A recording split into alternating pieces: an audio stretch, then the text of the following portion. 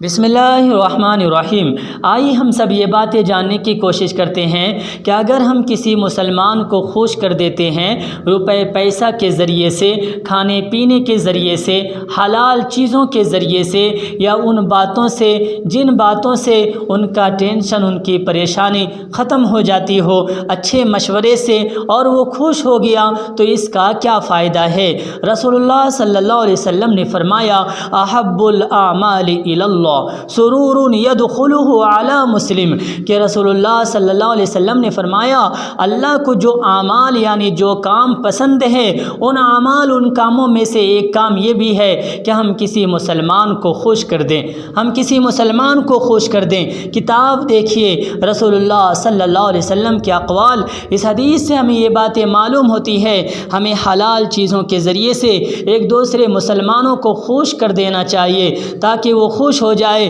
تو اللہ تبارک و تعالیٰ بھی خوش ہو جائیں گے۔ تو ہم لوگوں کو چاہیے کہ ہم کسی مسلمان کو نہ ستائیں، کسی مسلمان کو تکلیف نہ دیں، کسی مسلمان کو پریشان نہ کریں، کسی مسلمان کے لیے مشکلات کا سامنا کرنے کے لیے آپ انہیں اچھی باتیں بتائیں تاکہ ان کی مشکلات دور ہو جائیں، وہ خوش ہو جائیں، ان کی مدد کریں، روپے پیسے کے ذریعے سے، کھانے پینے کے ذریعے سے، اچھی باتوں کے ذریعے سے، جس کی وجہ سے وہ خوش ہو جائے تو اللہ تبارک و تعالیٰ بھی آپ سے خوش ہو جائیں گے۔ ایسا نہیں ہے کہ آپ مسلمانوں کو خوش کرنے کے لیے کسی دوسروں کو گالی دے دیں اور اپنے ساتھی کو خوش کر دیں تو اللہ بھی خوش ہو جائیں گے۔ نہیں نہیں، ایسا نہیں ہے، بلکہ حلال چیز کے ذریعے سے ہمیں اپنے مسلمان بھائیوں کو خوش کرنا ہے، تو اس کا فائدہ یہ ہوگا کہ اللہ تبارک و تعالیٰ بھی خوش ہوں گے، اللہ بھی ان کاموں کو، ان اعمال کو پسند کریں گے۔ دعا کریں کہ اللہ تبارک و تعالیٰ ہم سبوں کو، اپنے مسلمانوں کو